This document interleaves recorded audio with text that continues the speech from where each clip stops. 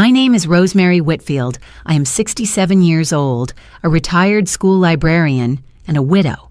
For decades, I gave my life to my family, believing that love and sacrifice would hold us together. I used to think of myself as the quiet foundation beneath everyone else's joy. But foundations can crack. And one winter afternoon, mine did. It happened in the kitchen. The kettle was hissing on the stove. Steam clouded my glasses. A sudden wave of dizziness struck me. My legs buckled and the linoleum floor rushed toward my face. The world spun and then went black. When the doctors arrived, they told me later, they called my daughter Carolyn. She never showed up. Instead, my son-in-law Ethan posted a smiling family picture online, taken right inside my old house. The caption read, "Finally, peace without trouble, Queen."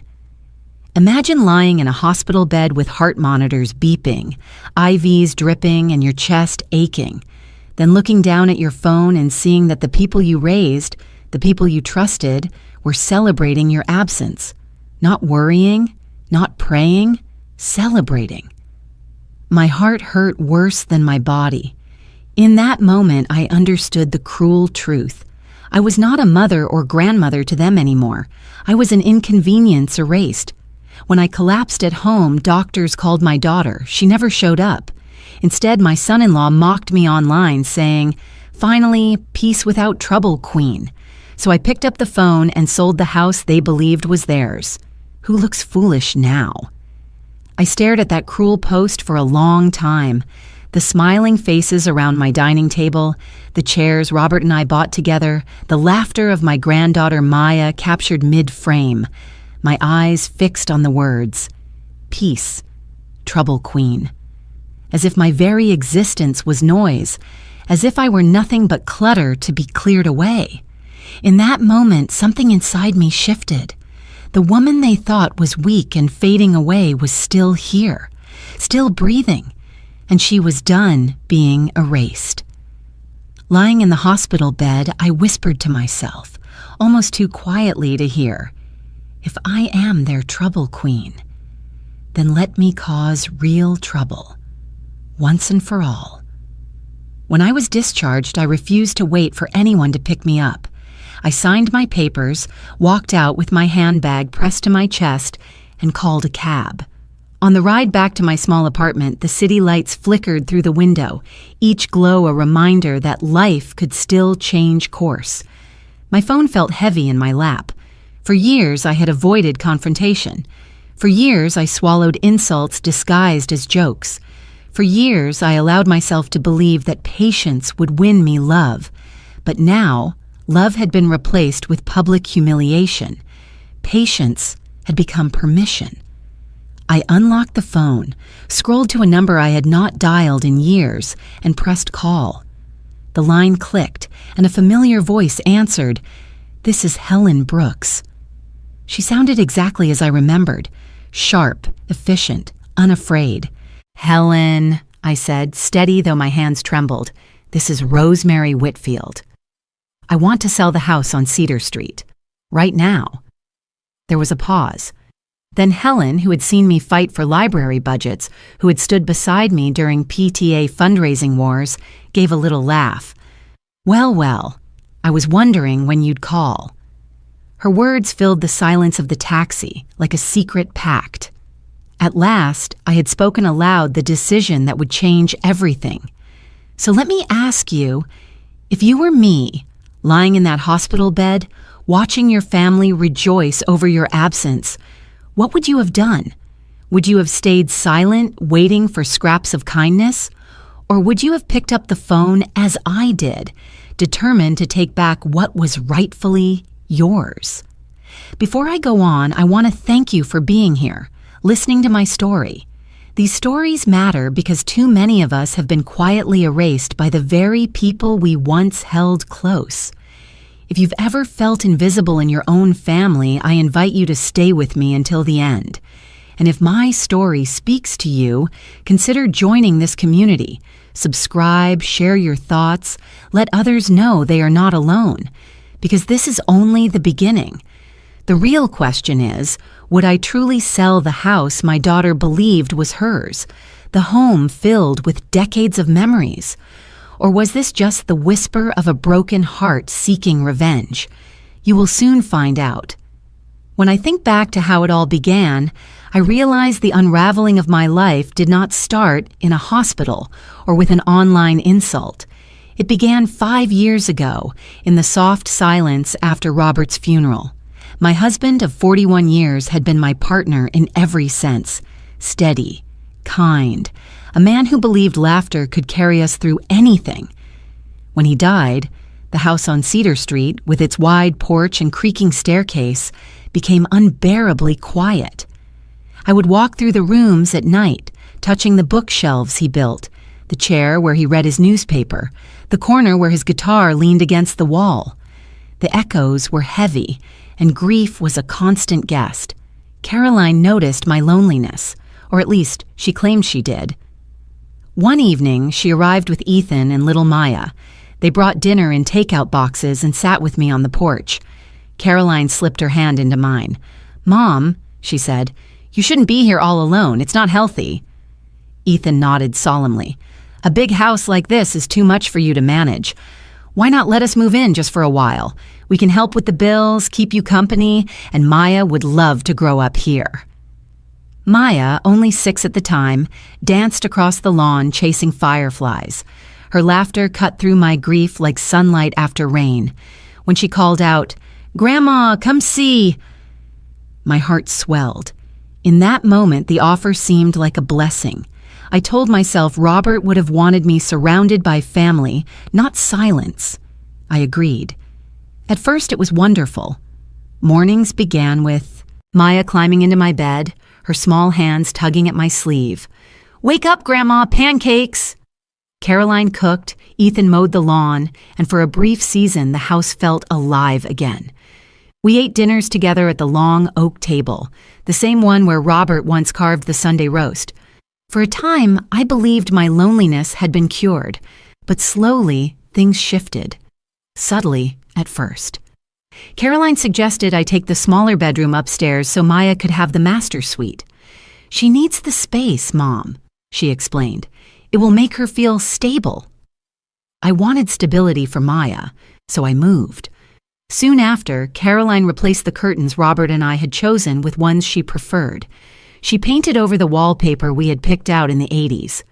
"It's too dated," she said, laughing. I smiled along, but inside I felt something precious being erased. Months passed, and I began to notice my belongings disappearing. A lamp here, a quilt there. Caroline explained they were in storage. Ethan said he donated a few things I didn't really need. My voice grew quieter each time I tried to protest. Eventually, Caroline suggested it would be easier if I rented a small apartment nearby. "Just temporary, Mom," she promised. "Until we save enough for our own house, we'll take care of Cedar Street and you can rest." I told myself it was only for a year. I told myself they needed it more than I did. I told myself family sacrifice was what love looked like. So I packed my clothes, my teacups, and a few photo albums. I left behind Robert's guitar, the bookshelves he built, the rooms where we dreamed our life together. I moved into a cramped one-bedroom across town. At night, I could almost hear the echo of their laughter drifting from Cedar Street, though I was no longer part of it. The visits grew less frequent. I would call and sometimes get no answer. When I did stop by, the house looked less and less like mine. Ethan sat at the head of the dining table, Caroline beside him, and Maya running circles in the backyard. They looked like a family, and I felt like a guest. Once during dinner, Ethan joked, "Careful, Rosemary, don't break the plates, they're expensive." Everyone laughed. I laughed too, but the sting lingered. The final push came on a Sunday afternoon. Caroline walked me to the door of my apartment after a short visit. She glanced around at the peeling paint and the narrow hallway. "It's cozy," she said too brightly. "You'll be comfortable here." Then she kissed my cheek and left. I stood in that dim apartment, staring at the ceiling, and realized what had happened. I had given up my home for them. I had surrendered the rooms Robert and I built together. In return, I had been reduced to an afterthought, tucked away like an old photograph. I had believed their words, believed their promises of family and togetherness, but each step had moved me further into invisibility. Sitting here now, I can admit what I could not admit then. I thought they loved me. I thought they wanted me near. But in truth, they were slowly, carefully, making me disappear. I remember one evening standing in the small kitchen of my apartment boiling water for tea. The walls were stained from years of renters before me. The single window rattled in the wind. I looked down at my teacup, chipped on the rim, and whispered to myself, "Is this all I have left?" The air was heavy with silence, the kind of silence that presses on your chest. For the first time, I saw the truth without excuses. Caroline and Ethan had not moved in to help me. They had moved in to replace me. Now, as I sit here, recalling those nights in that shabby apartment, I ask myself the question that haunted me then. Was this the life Robert wanted for me? Was this the ending of all our years together? I stared at the cracked ceiling, the weak glow of the lamp casting shadows on peeling paint, and I wondered, almost aloud, is this the rest of my life? Is this the future I must accept? The week after my collapse, Helen arrived at my apartment. She carried her familiar leather briefcase, worn smooth from decades of work, and behind her came a woman I had never met. The stranger extended her hand with quiet confidence. "Patricia O'Connor," she said, "attorney at law." Helen gave me a look that was both gentle and firm. "Rosemary, you need more than a real estate agent right now. You need someone who understands the law. Patricia is the best I know." We sat around my tiny kitchen table. The surface wobbled when Patricia set down a thick folder. My hands tightened on my teacup. Something about the weight of that folder frightened me more than any hospital monitor had. Patricia opened it slowly, like unveiling a secret. She slid a few documents toward me. "These are credit card accounts," she explained. "Opened under your name. The mailing address for every one of them is Cedar Street." I frowned, trying to understand. "I haven't opened any new accounts in years." Her eyes were steady. "I know. That's why this is a problem. There are 6 cards, all active. Purchases in your name, paid with funds routed from accounts I can almost guarantee belong to your daughter and her husband." Helen leaned closer. "Rosemary, they've been living off your credit, and if you don't act, you'll be left holding the debt." I felt my throat tighten. Debt? I thought the house was paid off. Robert and I worked for decades to make sure of that. Patricia nodded. "The mortgage is clear, but they used your identity for more than credit cards. There are personal loans as well, tens of thousands of dollars, and—" She hesitated, flipping further into the folder. "There's something even more serious." She pulled out a packet with legal letterhead. The title at the top froze me, "Petition for Conservatorship." I touched the page with trembling fingers. "What does this mean?" Patricia's voice was calm but carried the weight of urgency. "It means they were preparing to go to court to have you declared legally incompetent. If granted, Caroline and Ethan would have control over your finances, your medical decisions, even where you live. You would become a ward of your own daughter." The words pierced deeper than any insult. I sat back, stunned, my palms cold. I whispered, half to myself, half to the room, "They don't just want the house. They want my whole life." For a long moment, no one spoke. The ticking of the clock above the stove filled the silence, marking each second like a hammer on stone. Memories flashed in my mind. Robert and I saving carefully for retirement, clipping coupons together at the kitchen table, laughing over small victories. All of it was meant to secure a future of dignity. And now, my own flesh and blood was plotting to strip me of every right I had left. I forced myself to look at Patricia. "How close are they?" She flipped to the final page. The petition hasn't been filed yet, but drafts are prepared. They've gathered supporting statements, claims that you've been forgetful, unstable, unable to manage your own affairs. I felt my chest tighten. Forgetful? Unstable? I'm the one who kept that house running for 40 years. I'm the one who paid every bill on time. How dare they? My voice broke, anger and grief twisting together. Patricia's eyes softened. I know, but the law doesn't always look at the past. It looks at what is presented now, and they've been building a case. Social isolation, financial control. The narrative they are creating paints you as vulnerable, confused, in need of guardianship. Helen reached across the table, placing her hand over mine. Rosemary, this is why I brought Patricia. You can't face this alone. We need to move quickly, before they take the next step. I stared at the documents again, my name printed at the top, bold and cold, my signature forged at the bottom of loan agreements, charges for vacations I never took, jewelry I never wore, dinners I was never invited to. The betrayal cut deeper with each page. Why? I whispered. Why would Caroline do this? I gave her everything. I let them move in. I stepped aside. My voice cracked. I thought I was helping. Patricia did not answer with comfort. She answered with clarity. Because people who want control rarely stop at gratitude. They stop only when they have taken everything they can. Tears stung my eyes, but I did not let them fall. I pressed my palms flat on the table to stop the trembling. In that moment, grief gave way to something else. Not rage, not even hatred, but resolve. They think I'm invisible, I said softly. They think they can erase me. I lifted my head, meeting Patricia's gaze. What do I need to do? Her reply was sharp, decisive. Document everything, protect your assets, and prepare for a fight. If you do not act immediately, they will strip away not only your property, but your name, your choices, your freedom.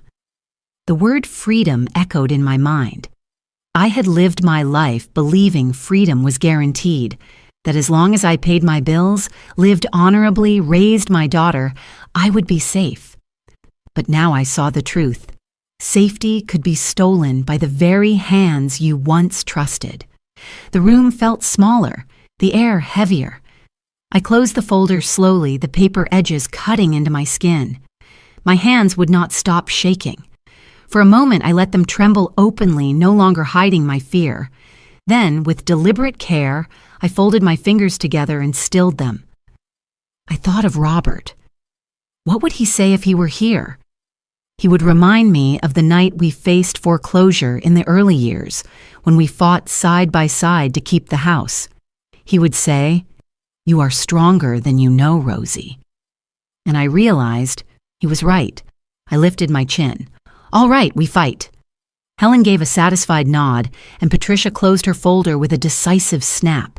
But before leaving, Patricia leaned closer. Her voice was low, carrying the weight of truth. Rosemary, listen carefully. If you do not act now, if you let them move one step further, they will take more than your house. They will take your very identity, your freedom, your life as you know it. The words hung in the air, cold and heavy. My breath caught. I realized the battle had already begun. The folder with Patricia's evidence was still sitting on my kitchen table when the phone rang. I stared at the screen. Caroline's name flashed across it, bright and insistent. For a moment, I considered letting it ring. But some part of me wanted to hear her voice, to know whether she would sound ashamed or defiant or something else entirely. I pressed accept. Mom, she began, her voice sharp, almost frantic. There's some crazy woman calling us saying she's your listing agent. She claims you're selling Cedar Street. Please tell me this is some kind of mistake. I held the phone away for a moment, long enough to steady my breath. Then I lifted my teacup, sipped slowly, and answered with all the calm I could summon. It is not a mistake, Caroline.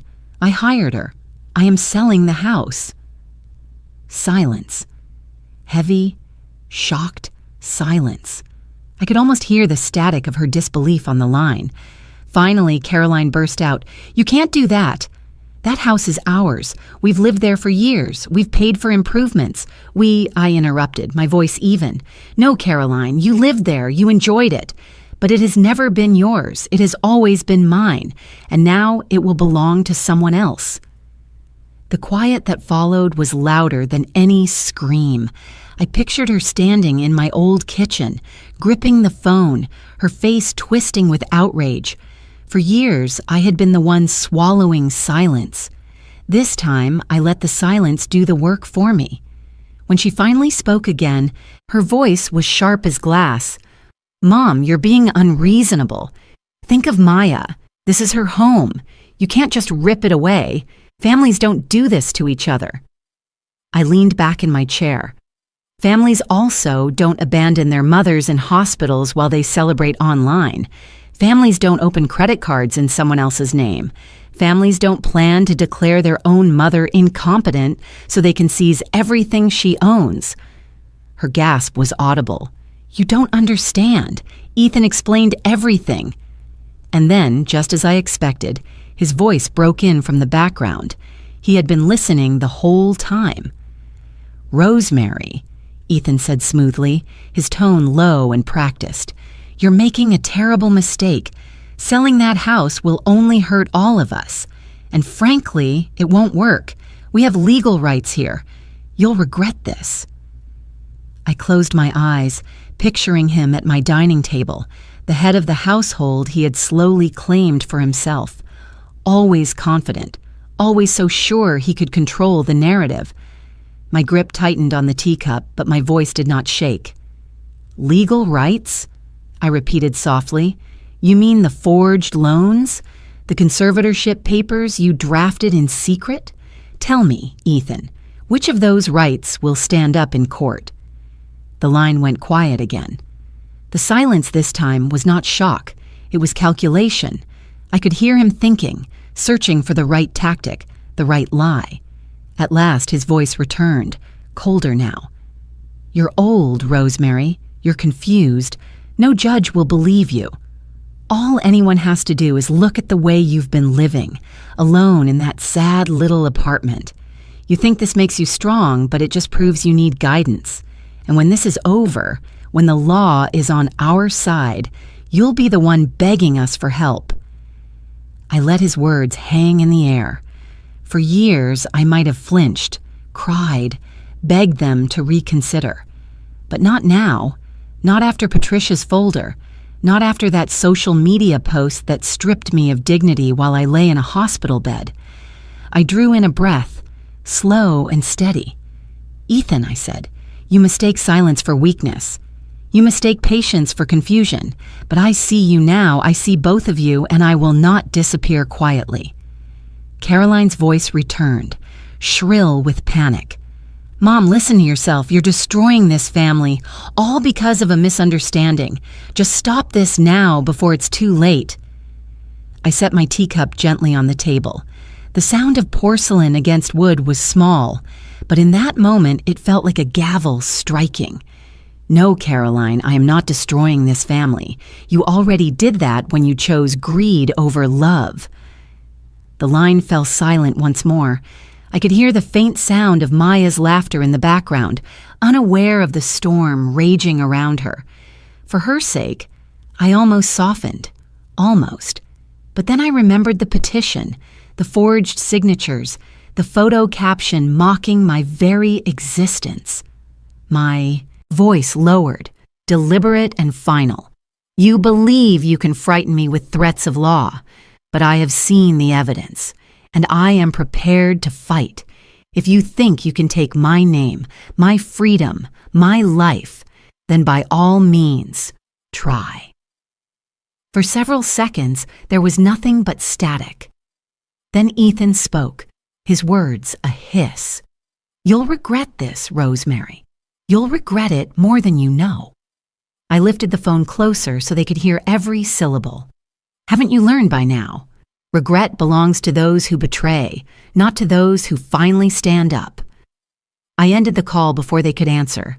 The silence in my apartment was thick, but for the first time in years, it was not suffocating. It was mine. I looked down at my tea, now cold in its cup, and whispered the only words left. Go ahead. Try 2 days after that phone call, I was sitting at my kitchen table, staring at the cold remains of tea in my cup, when a soft knock echoed at my apartment door. It was timid, almost apologetic, as if the knocker wasn't sure they belonged there. I rose slowly, my bones aching, and opened the door. There she stood, Maya, my granddaughter, 11 years old, her small hands gripping the handle of a scuffed pink suitcase. Her eyes were swollen and red, her cheeks blotchy from tears. She looked at me with a mixture of fear and hope, and before she spoke, I already knew something was terribly wrong. Grandma, she whispered, her voice trembling, can I stay with you? I blinked, trying to steady my breath. Of course, sweetheart, but why are you here alone? She glanced over her shoulder down the hallway as if expecting someone to follow, but there was no one, only the faint hum of the elevator in the distance. Finally, she said, Mom and Dad told me to come. They said, if I stayed with you for a while, maybe you would change your mind. Maybe you'd remember we're family.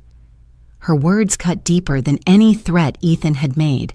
They had sent their daughter, my granddaughter, as a weapon, a messenger in their battle. I took her suitcase and set it aside, then pulled her into my arms. Her body felt fragile, her heart racing against my chest. I stroked her hair and whispered, You are safe here, Maya. You are always safe with me. She clung tighter, as if afraid I might vanish like so many promises before. After a few minutes, I led her to the couch, wrapped her in the old quilt Robert and I once used on chilly nights, and poured her a cup of cocoa. She held it carefully, blowing on the steam, her eyes darting between me and the floor. Maya, I said softly, did your parents tell you why they wanted you to come here? She nodded hesitantly. They said you were mad at them, that you wanted to make us move. They said maybe if I stayed here, you'd think about how much you'd miss me and you wouldn't sell the house. I closed my eyes for a moment, swallowing the ache rising in my throat. Even now, they were twisting her into leverage, a pawn in their game. Maya, I asked gently, can I ask you something? Last Christmas, where were you? Her gaze shifted, uneasy. She bit her lip before answering. I stayed at Sarah's house. You know, my friend from school. Her parents had me for the week. I leaned forward. Why didn't you spend Christmas with your mom and dad? Her voice cracked, barely above a whisper. They said they had to go to Florida to visit sick relatives. They told me I couldn't go because I might catch something, but... She hesitated, then looked up at me, her eyes filled with confusion. Grandma, I never saw any sick relatives. When they came back, they had suntans. They said it was from being outside a lot. But Sarah's mom showed me pictures later, from the internet. Mom and Dad were on the beach, at a hotel. For Christmas, the room spun. My chest tightened as if my heart were breaking all over again. They hadn't just abandoned me. They had abandoned her, too. Left their daughter behind while they drank cocktails under the Florida sun, funded by credit cards with my name on them. I pulled her into my arms once more, unable to hold back the tears that slipped silently down my cheeks. My voice shook as I whispered into her hair, They didn't just betray me, Maya. They betrayed you too. They left you behind. She sniffled, her small arms wrapping tighter around my waist. Grandma, I don't understand. Why don't they want me with them? Why don't they want you? The question pierced me, sharp and merciless. How do you explain to a child that sometimes the people who should love you the most choose selfishness instead? I held her and whispered the only truth I knew. It's not your fault. None of this is your fault. They are making choices that are wrong. But you are loved. You are wanted. You are mine. We sat like that for a long time, the clock ticking on the wall, the world outside moving without us. I realized then that my battle was no longer only about property or dignity or my own survival. It was about this child, this innocent girl caught in the crossfire. She deserved better. She deserved truth. She deserved stability and safety. I wiped my cheeks and pulled back to look her in the eyes. "Maya," I said firmly, "you will never be abandoned here. You will never be unwanted here. Whatever happens, you will always have a home with me." She looked at me as if weighing my words, searching for cracks, for the lies she had learned to expect. Then slowly her shoulders relaxed. She believed me. That night I set up the small guest bed with fresh sheets. I tucked her in, kissed her forehead, and watched as sleep finally carried her away. Her face in rest was so peaceful, so untouched by the storms that surrounded her. It reminded me of Caroline when she was small, before the hunger for control, before the distance grew between us. For a fleeting moment, grief and memory blended until I could hardly breathe. I stepped back into the kitchen, staring at the dim light above the stove. My heart was heavy, but for the first time in years, it was also clear. This was no longer about whether I could forgive Caroline and Ethan. This was about protecting Maya, body and soul. The folder on the table, the forged loans, the petition for conservatorship, those were evidence of betrayal. But Maya asleep in my home was evidence of hope. And I knew with unshakable certainty that I would fight for her with everything I had left. I whispered to the stillness. Words meant as much for myself as for her. "You will never have to fear losing a home again, my darling. Not while I'm alive." The next morning, Patricia returned. Helen came with her, carrying a fresh folder, thicker than the last one. Maya was still asleep in the guest room, curled beneath the quilt, her breathing soft and steady. I prayed she would stay that way, shielded a little longer from the ugliness waiting in the kitchen. Patricia sat across from me, sliding the folder onto the table with the precision of a surgeon preparing her instruments. "Rosemary," she said carefully, "I need you to see what we've uncovered." I braced myself, though no amount of bracing could prepare me for what lay inside. The first pages were receipts. Thousands of dollars spent on jewelry, bracelets, earrings, a necklace with diamonds that sparkled in the glossy print of the store invoice. My name was listed on every purchase, bold and undeniable.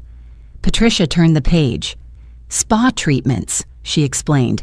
"Monthly visits, high-end packages, massages, facials, full body wraps, all charged to accounts under your identity." I stared at the invoices, the numbers blurring before my eyes. I had lived simply since Robert's passing, clipping coupons for groceries, hesitating to buy a new pair of shoes. And yet somewhere across town, Caroline and Ethan had been indulging themselves in luxuries bought with my credit. The next set of documents showed airline tickets, hotel bookings, restaurant bills. This, Patricia said, tapping the papers, was their Florida trip. December over Christmas week. All-inclusive resort. $8,000 total. Billed directly to a card in your name. My chest tightened, the room spinning for a moment. Maya's words from the night before echoed painfully in my mind. Suntans, beaches, the lies about sick relatives. I felt my throat burn. "They left her behind," I whispered. "They left their own child behind and paid for their holiday with my name." Patricia's face was grave. "Yes, and there is more." She turned to the final section of the folder. Printed emails, highlighted lines. I scanned them quickly, but one subject line froze me. Evidence of mental decline. My hand trembled as I read Ethan's words to another attorney. "We are collecting examples of Rosemary's confusion. She forgets dates, repeats questions, and seems incapable of handling her finances. We can document these patterns to strengthen the petition. Attached notes described moments twisted out of context, times I had asked for reminders, times I had repeated a story out of nostalgia. To Ethan, they became proof. To me, they were fragments of ordinary aging, nothing more. My voice broke as I whispered, "Even my sanity.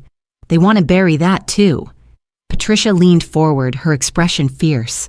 "Yes, they are trying to build a false narrative. That is how conservatorship cases are won, by convincing a court the person is incapable of self-care. They are preparing to strip you not just of property, but of identity."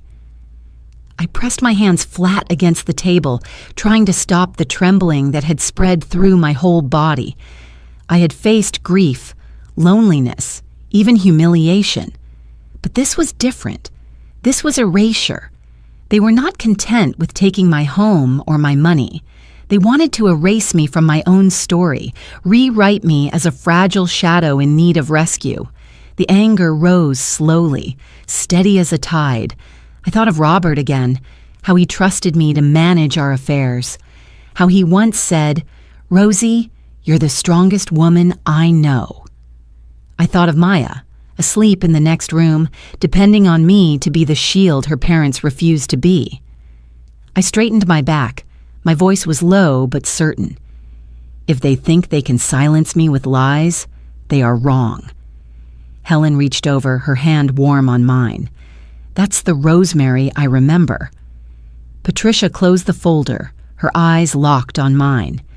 "Then you must be ready, because if we don't fight, they will succeed. They will convince a judge that you are incompetent. They will take the house, the accounts, the decisions, and eventually even custody of Maya. Do you understand?" The thought was unbearable. Maya, torn from me, placed back into the care of parents who used her as a pawn and abandoned her at Christmas. My chest ached, but my voice was steady. "We can't let that happen." Patricia nodded firmly. "Good, then we begin. We will document everything. Your bills, your accounts, your medical records, proof of your competence. We will collect testimony from neighbors, friends, anyone who has seen you live independently. We will build the real story to stand against their lies." I exhaled slowly, my hands finally still. For the first time in months, maybe years, I felt clarity. The fear was still there, sharp and cold, but it no longer ruled me. "Patricia," I said, lifting my chin, "what do we do next?" She held my gaze, her voice resolute. "We take them to court."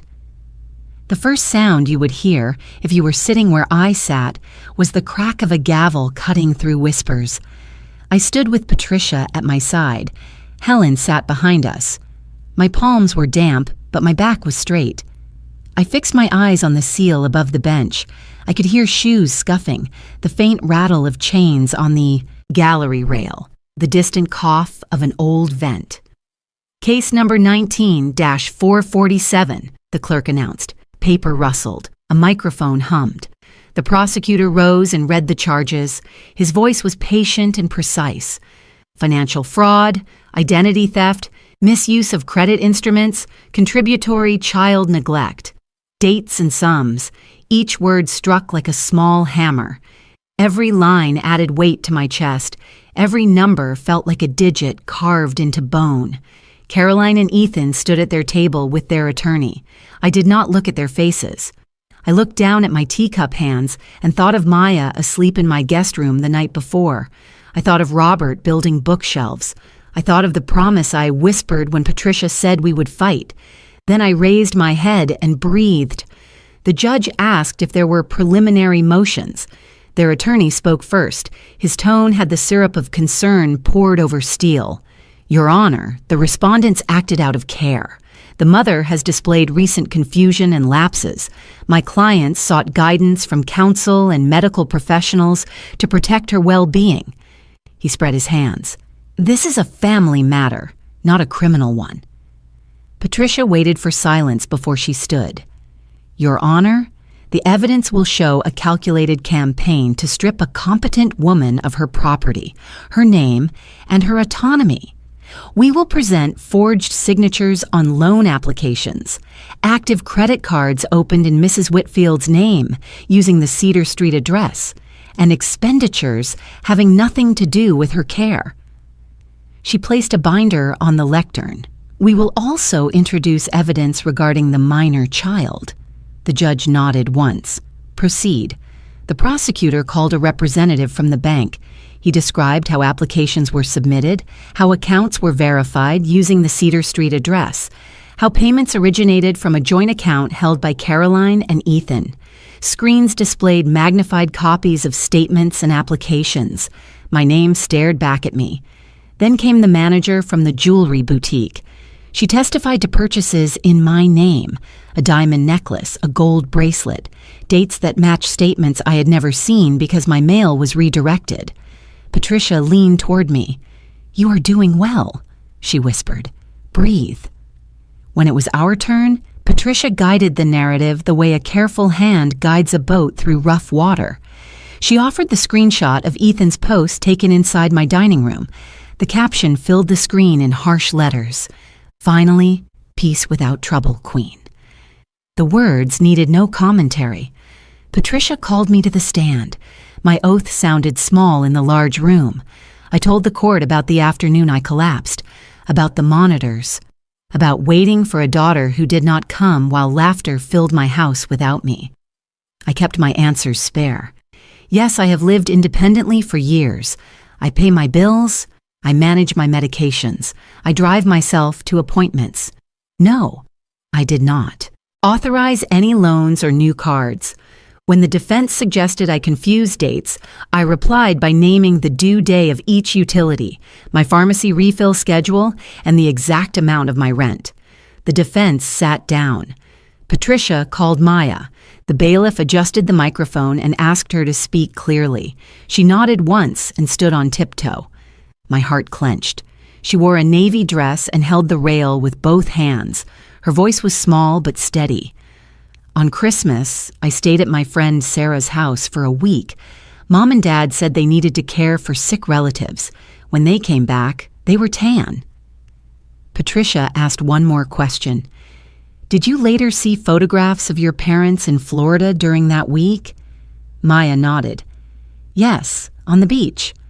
Caroline began to cry. "We only wanted Mother to be safe," she said suddenly, rising to her feet. Tears streaked her cheeks. "She forgets things. We were trying to help." Patricia turned a single page. "Your Honor, I move to admit email correspondence between Respondent Ethan Whitfield and outside counsel. Subject line, evidence of mental decline." The exhibit appeared on the screen. Ethan's words glowed under the highlighter. "We are collecting examples of Rosemary's confusion. We can document these patterns to strengthen the petition." The judge looked at the defense table. "Counsel?" Their attorney stood again.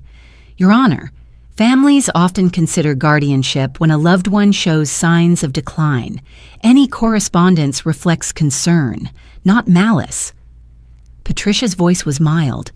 "Concern does not explain resorts paid for with fraudulent credit. Concern does not explain jewelry purchases in the victim's name. Concern does not explain public ridicule of a hospitalized elder. This is exploitation under the mask of care." Silence returned, the thick kind that closes doors. I felt my breath settle into resolve. I thought of the chipped teacup in my kitchen. I thought of the promise I made to Maya. Whatever the outcome, I had spoken. I had stood in the place where truth is weighed. The judge folded his hands. "I have heard enough for today." He glanced down at notes, then back to us. His voice, when it came, was level and spare. The room held its breath. He addressed Caroline and Ethan first. "The court finds probable cause to proceed on charges." He turned a page. "The evidence supports allegations of financial fraud and child neglect. Bail conditions will include no unauthorized access to the petitioner's financial records and no contact with the minor outside supervised visitation." I closed my eyes, one breath of relief, then opened them again to watch the moment settle like snow. The judge shifted his gaze to me. As to the immediate welfare of the child, the court must act to protect stability. He lifted the gavel. It hovered for a heartbeat, quietly. Then he spoke, and the words rang through the room like a bell at dawn. Caroline and Ethan are charged with financial fraud and child neglect. Temporary guardianship of Maya is awarded to Mrs. Rosemary Whitfield. When the gavel struck and the judge pronounced his ruling, the courtroom seemed to exhale. Papers rustled, footsteps echoed, and voices murmured around me. But inside my chest there was no victory, only silence, heavy and hollow. I had won, they said. Guardianship of Maya was mine. Caroline and Ethan were facing charges. But as the words settled, what filled me was not triumph. It was grief. This was my daughter.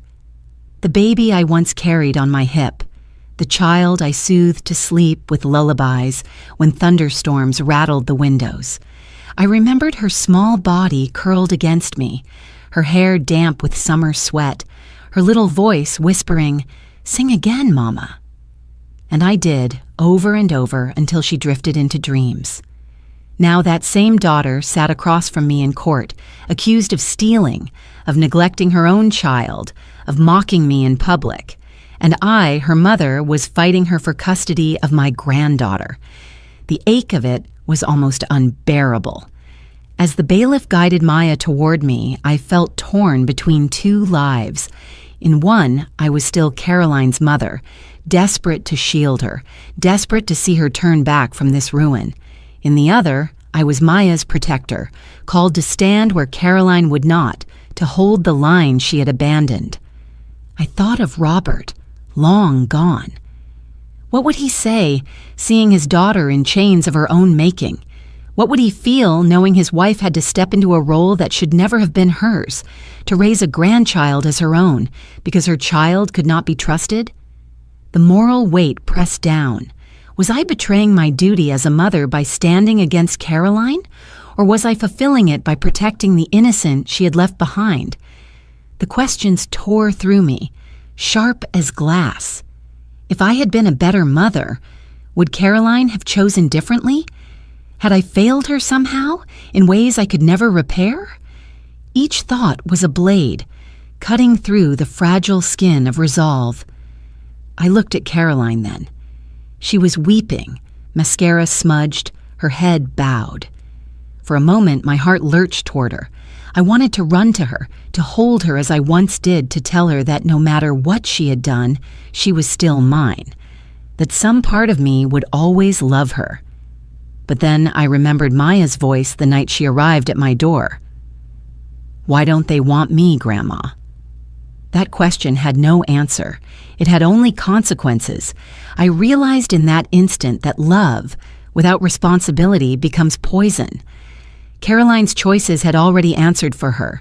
She had chosen herself. She had chosen silence where a mother should speak. She had chosen comfort where a mother should sacrifice. And now I had to choose too, between holding on to the daughter who betrayed me or protecting the granddaughter who still believed in me. My hands trembled as I reached for Maya's. She looked up at me with wide eyes, searching, uncertain, afraid. She needed to know where she belonged. She needed to know someone had chosen her without condition, without betrayal. I squeezed her hand, and in that moment clarity rose through the grief. I had not stopped being Caroline's mother. I never could. But I had become something else too. The last shield between Maya and the storm. I spoke softly, though my voice was steady enough for the walls themselves to hear. I never wanted this. I never wanted to stand against my own child, but I no longer have a choice. To protect Maya, I must stand. The words were not loud, yet they echoed inside me, carrying the weight of finality. I thought again of lullabies. Once they had bound me to Caroline. Now perhaps they would bind me to Maya. The song was different, but the need was the same. A child reaching for safety, for belonging, for love. Around us, the courtroom emptied. Attorneys gathered their files. The judge left the bench. Caroline wept in silence while Ethan whispered furiously to his lawyer. But all of it faded to a blur. The only reality was the small hand in mine, fragile yet warm, trusting me in ways her parents had failed her. I lifted my chin and drew in a breath. The ache of motherhood betrayed did not vanish. It would never vanish. But beneath it, a new resolve took root. I turned to Maya, brushed a strand of hair from her face, and whispered, "You are safe now. You are mine to protect." Her eyes filled, though she did not cry. Instead, she leaned her forehead against my arm and nodded. In that moment, I knew what Robert would say. He would say that sometimes love demands impossible choices, that sometimes, to keep one promise, another must be broken, and that real strength lies not in holding on, but in letting go when holding on destroys what is left. I closed my eyes for just a second, letting the grief wash through me. Then I opened them again, sharper, clearer, steadier, because the truth was simple. I could mourn my daughter, but I could not sacrifice my granddaughter. I looked at Maya, my voice quiet but certain. I no longer have a choice but to protect you. In the days following the judge's ruling, the courtroom no longer felt like the only battlefield. The consequences spilled into every corner of life, both legal and social. For Caroline and Ethan, the gavel had already fallen, but the echoes were only beginning to spread. They tried, at first, to control the narrative. Caroline posted on social media with trembling words over a photo of Maya's baby blanket. "My mother is paranoid. Please pray for our family." Ethan wrote a long thread about responsible guardianship, insisting they had consulted experts, that they were merely protecting me from confusion. They wrapped their lies in language of care, hoping sympathy could cover the cracks. But the internet had already seen the filings. Court records are public, and the story moved faster than they could manage. The petition for conservatorship, Ethan's emails requesting evidence of mental decline, the credit card statements with vacations and jewelry, all of it spread online. People posted the screenshot of his cruel caption, "Finally, peace without trouble, Queen." That one line undid every claim of love. At first, some old friends of Caroline defended her. "Grief changes people," one wrote. Maybe Rosemary misunderstood. But within hours, others countered with links to the judgment. Neighbors wrote comments about seeing me mow my lawn last summer, drive myself to choir rehearsals, pay bills at the bank with clarity. Their voices painted a different picture, one of competence, not confusion. The legal system did not pause either. Ethan was placed under bond conditions, no access to any financial accounts, no contact with banks, and travel restrictions until the criminal trial. Caroline was ordered into mandatory parenting classes and supervised visitation with Maya. Both were officially charged: financial fraud, identity theft, and child neglect. The words sounded heavy in the clerk's announcements, but they weighed heavier still in the silence that followed. For the first time, it wasn't me under suspicion. It was them. Caroline tried to soften her image with a video filmed inside my old kitchen.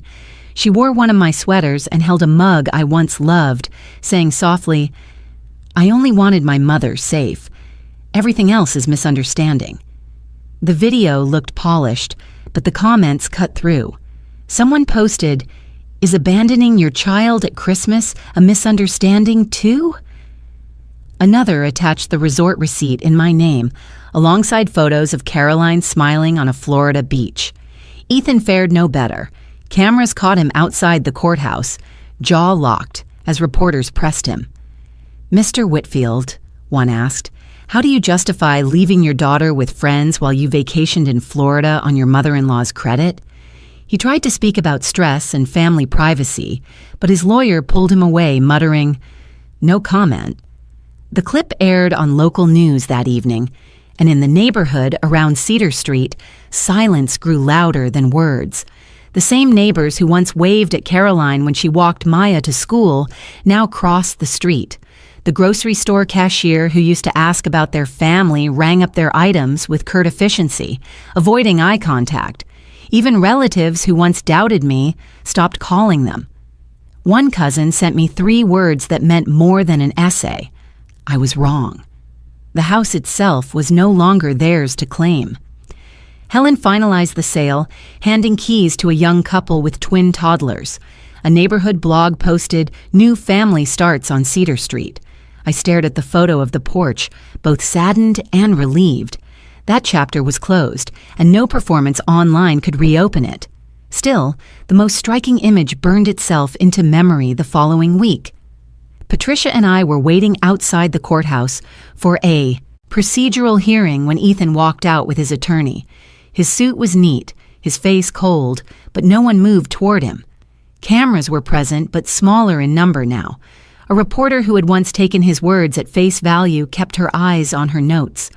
A deputy turned his back. Even the pigeons on the railing seemed indifferent. Ethan scanned the plaza as if searching for allies. None came. He adjusted his tie, his jaw clenched harder, and he walked toward the curb where a car waited. Not a hand lifted in greeting. Not a neighbor called his name. For a man who had spent years projecting control, it was the first time I saw him truly alone. Caroline was no better off. I heard from Patricia that she had tried to attend a family gathering on her side, only to find the door coolly closed. "Until you face what you've done," her aunt told her, "you are not welcome here." Caroline wept on a phone call that leaked into my voicemail, insisting I had destroyed her life. But all I heard was the echo of her choices finally answering back. That night, Maya sat at my table scribbling homework. She looked up and asked, "Grandma, why does everyone believe you now?" I thought for a long moment, then said, "Because the truth, Maya, has patience." Lies run fast, but truth walks steady, and in the end, it always arrives. She nodded and wrote a star in the corner of her paper, the way children mark a task complete. I went to bed that night with a strange mix of sorrow and release. I had not wanted this outcome. I had wanted a family whole. But choices create consequences, and for the first time, Caroline and Ethan were standing in the shadow of their own. As I closed my eyes, one thought circled through me. Perhaps for years they painted me as the trouble queen, the burden, the obstacle. But now, stripped of pretense, standing in courts and in silence from neighbors, they had inherited the title they once gave me. For the first time, it was they who were seen as the trouble. When Helen handed me the envelope, her eyes carried both satisfaction and sorrow. $400,000, she said, sliding the check across my kitchen table. "Minus closing costs, it is yours, Rosemary." I held it carefully, as if the paper itself might shatter. $400,000. A sum large enough to promise stability, but also a sum that felt like a price placed on decades of memory. Helen's voice softened. "You don't have to go back if you don't want to. I can deliver the keys myself." But I shook my head. "Number, I need to see it. One last time." The next morning, I walked through the front door of Cedar Street with Helen beside me. Dust lingered in the air, faint sunlight spilling through curtains Caroline had chosen years earlier. The house was empty now, stripped of furniture, laughter, and betrayal. The walls echoed with nothing but the sound of my shoes on the hardwood. I paused in the entryway, my hand brushing the frame of the door where Robert used to hang his coat. For a moment, I could almost hear the weight of it sliding from his shoulders, smell the faint trace of pipe tobacco clinging to the fabric. I whispered his name under my breath, a prayer and a farewell at once. In the living room, I saw the outline of where our old sofa had sat. I remembered the night Robert and I carried it in, laughing because it barely fit through the doorway. I remembered Caroline as a little girl, curled up on those cushions, begging for one more bedtime story. That sofa was gone now, but the echoes remained, layered in memory. I walked into the kitchen, the place where my collapse had begun. The tiles looked the same, cool and pale, though the room felt emptied of breath. I traced my hand along the counter where I once taught Caroline to roll out cookie dough, where Robert brewed coffee before dawn, and I remembered the sharp sting of betrayal, the caption mocking me while I lay in a hospital bed. The same kitchen that once fed love had become a stage for cruelty. We climbed the stairs, the air cooler on the second floor. My steps slowed as I approached the hallway wall. There, faint but still visible, were pencil marks etched over the years. Caroline's height, measured year by year, always with Robert's steady hand holding the ruler straight. Beside each line, I had written the date. Age 6, age 9, age 12. A family history carved into drywall. I pressed my palm against it, letting my fingers trace the uneven grooves. My throat tightened. Not the house, I whispered, but the people I entrusted it to. That was the betrayal. Helen said nothing, only let the silence stretch, heavy but necessary. I stepped into the master bedroom. The room was bare now, but I could still picture the quilt Robert's mother had sewn, folded neatly at the foot of our bed. I saw the lamp he always left on for me when I worked late at the library, its warm glow welcoming me home.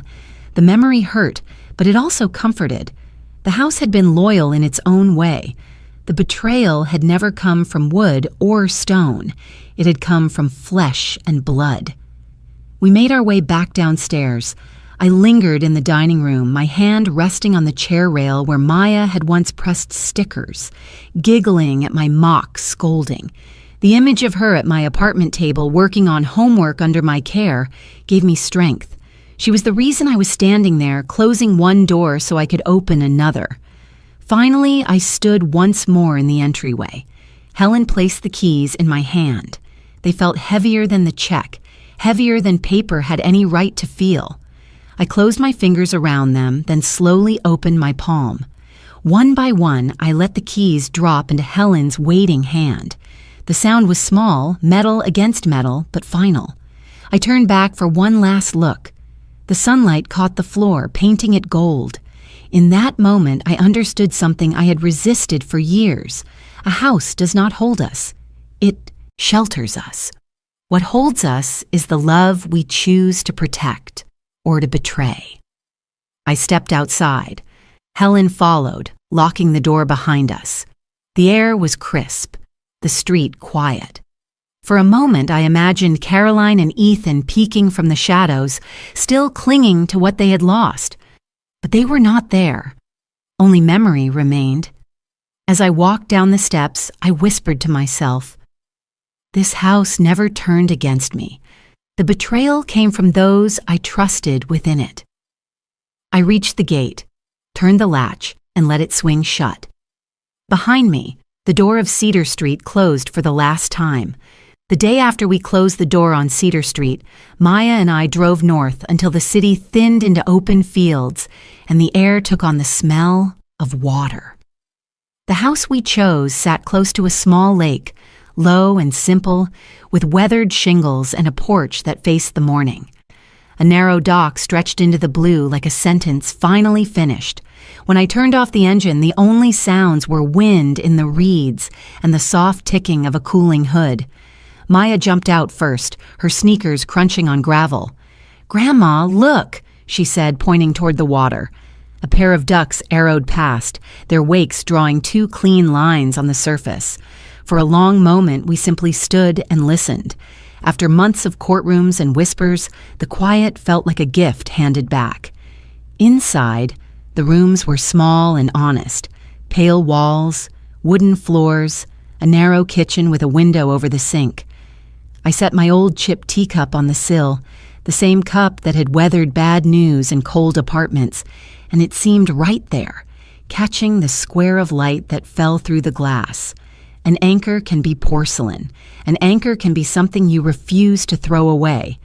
We carried our boxes in, not many, clothes, books, photo albums, the quilt that once lived at the end of my bed.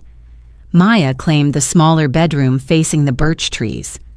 "It looks like a secret," she said, peering out through leaves. We decided to paint before we unpacked. At the hardware store in town, she chose a color called Lake Morning. I chose a softer one called Bread Dough. Yours sounds like comfort, she grinned.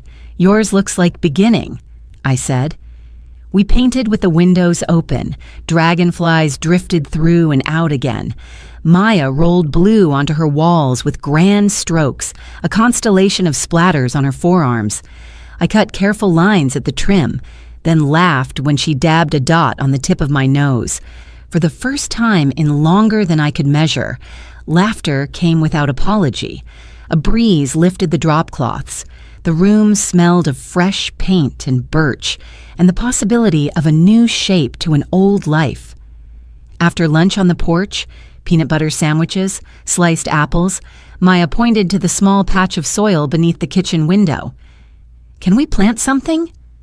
We drove back to the nursery and came home with petunias, marigolds, and a rosemary plant that made her giggle when I read the tag aloud. "It is a sign," she declared, pressing the herb into the earth with both hands.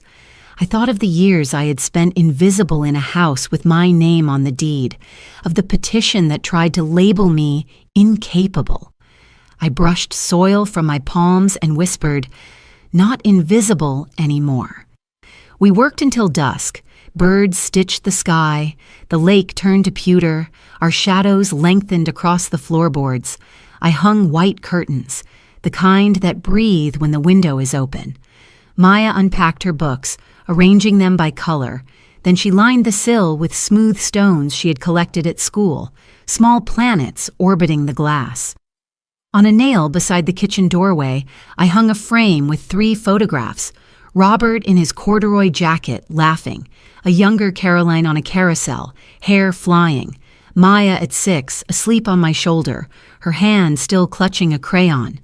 I stood there a long time. Love is a ledger that holds both debt and mercy. You do not balance it by erasing the line items. You balance it by telling the truth and carrying what remains forward. In the evening, we walked to the end of the dock. The wood was warm beneath my soles. Minnows flickered below like fast commas. Maya leaned over the edge and asked if the stars here would be brighter than in the city. "We will test it tonight," I said. "Science requires evidence." She laughed, then grew serious. "Grandma, will we be happy here?" I thought of the judge's voice, of Ethan looking for a friendly face and finding none, of Caroline's video filmed in my stolen kitchen. I thought of the check folded into my wallet and the simple fact of keys that belonged only to us. "Yes," I said, "happiness is not a place. It is the way a place lets you breathe." The next morning, we built our clubhouse. That is what Maya called the corner of the porch we claimed with 2 chairs, a crate for books, and a blanket folded just so. She worked with tongue-out focus on a small wooden sign she had brought in her backpack, the kind children paint at camp.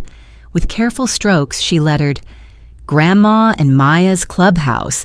No trouble, Queen allowed." She hung it on a hook by the railing. The words swung slightly in the breeze, bright against the lake. Neighbors came by with small offerings. A woman named June brought muffins and a map of the hiking paths.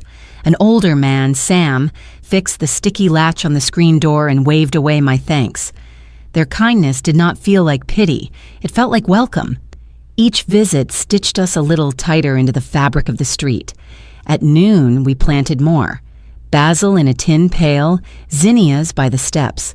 Maya buried a note in a mason jar beneath the rosemary plant. "Insurance," she said. "If we forget who we are, we can dig up the reminder." I did not ask what she wrote. I understood that some promises grow best in the dark. Inside, the house continued to shape itself around us. In the living room, I placed Robert's guitar on a stand by the window. I could almost hear the soft thrum of strings when the evening wind came through. I set a small basket on the entry table for library cards and lake tags. Structure is a kind of tenderness when the heart is mending. Before dinner, Maya tested the acoustics of her newly painted room by reading aloud from a favorite book.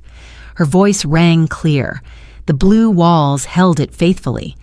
When she finished, she looked at me with a new ease, the look of a child beginning to trust that tomorrow will show up on time. We ate at the little kitchen table. Pasta, cherry tomatoes, grocery store garlic bread that tasted better than its price suggested. I told Maya about the first summer Robert and I spent together on a borrowed lake, how we learned to paddle a canoe without circling, how we burned pancakes and ate them anyway.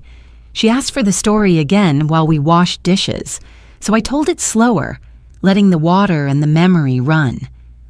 Night fell. The lake caught the moon. On the porch, beneath our new sign, we leaned back and counted stars. When Maya reached 10, she slipped her hand into mine and whispered, "This feels like a beginning." The words moved through me like a steadying hand on the back. I looked at the dark water, at our painted rooms glowing softly behind the screen, at the rosemary plant nodding in the breeze like a private joke with God. I smiled, and the smile felt earned. In the reflection on the window, I saw my face not as a woman erased, but as a woman returned to herself, holding life at the edges and in the middle, both. My eyes lifted. The air tasted clean. Freedom had a quiet sound like water against wood. I never imagined that in the later years of my life, I would stand in front of a room full of strangers and speak about survival. Yet here I was, at a small conference hall organized by the Regional Center for the Prevention of Elder Abuse. The podium was simple, the audience filled with social workers, caregivers, and other women and men who carried their own invisible scars. When they introduced me as a survivor, my heart beat harder. Survivor was a word I once thought belonged only to wars or disasters. But maybe that is what betrayal inside your own family feels like. A private war, a disaster with no warning sirens. I placed my notes on the stand, though I did not look at them. Instead, I spoke from memory, from the ache that had shaped itself into clarity. "My name is Rosemary Whitfield," I began. For years, I believed that silence was love, that allowing my daughter and her husband to use my home was a kindness, that overlooking small betrayals was what mothers do, until one day I collapsed in my own kitchen. And while doctors called my daughter, she never came.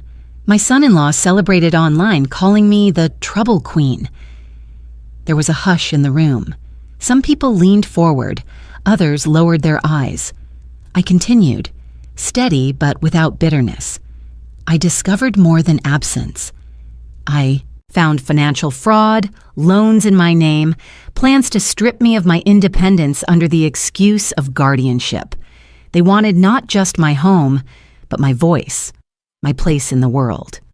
I paused, but I fought, not with rage, not with noise, but with quiet persistence, with the help of friends who believed me, with the truth written on paper, and with the strength I did not know I still had.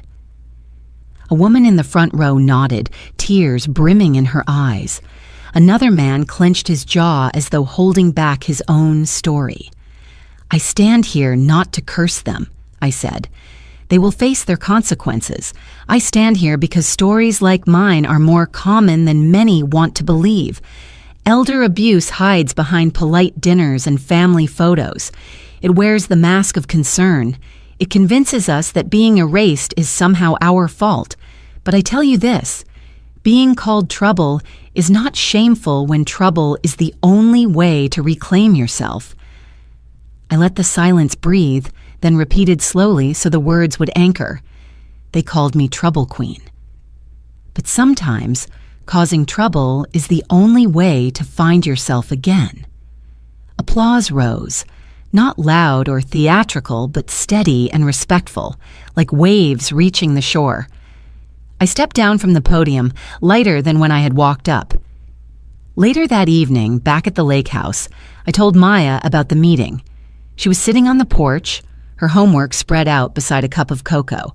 She listened, her chin propped on her hand, her eyes shining with a mix of sadness and pride. "Grandma," she asked, "were you scared to tell them?" Yes, I admitted, lowering myself into the chair beside her. But courage isn't the absence of fear. It's the choice to speak even when your voice shakes. She smiled, scribbled a star in the corner of her notebook, and said, "Then you're the bravest person I know." We sat together as the sun slipped toward the horizon. The lake reflected orange and gold. The air smelled faintly of fresh paint and rosemary from the plant by the steps. Maya leaned her head against my shoulder. The weight was light but certain, a promise between generations. I thought of Robert again, and Caroline, and all the nights when silence felt easier than truth. I thought of the courtroom, of the gavel, of the keys to Cedar Street falling into Helen's hand. I thought of every step that brought us here, to this porch, to this child who trusted me when others had not. And I realized that closure is not about forgetting. It is about choosing what to carry forward. Maya tilted her face to the fading light. "Do you think we'll be okay now?" I kissed the crown of her head. "We already are." The quiet wrapped around us, not the heavy silence of being erased, but the gentle hush of safety, of belonging, of freedom. Before we say goodbye tonight, I want to speak not just to Maya, but to you, the ones who listen, who carry their own untold stories. If you have lived through something like this, I invite you to share. Was I right to fight the way I did? Or was I wrong? Tell me what you think, because these stories grow stronger when we hold them together. And before you go, we would love to know, where are you watching from? Is it a quiet morning with a warm cup of coffee, or a late night where stories like this keep you company? Let us know in the comments. We read everyone with gratitude. If this story touched your heart, please consider subscribing to the channel, not just to hear more stories like this, but to be part of a community that still believes in kindness, in healing, and in second chances. Thank you for spending your time with us today. Wherever you are, I hope you carry this story with you. And remember, sometimes the miracle doesn't knock on your door. It waits quietly until you are ready to open your heart. The sun dipped, painting the lake in fire. Maya lifted the wooden sign she had painted and placed it on the porch rail. Grandma and Maya's clubhouse. No trouble, Queen allowed. She giggled, and I laughed with her, my chest lighter than it had been in years. I looked out across the water, the horizon wide and clear, my hand resting on hers. For the first time in so long, my eyes reflected not sorrow, but freedom.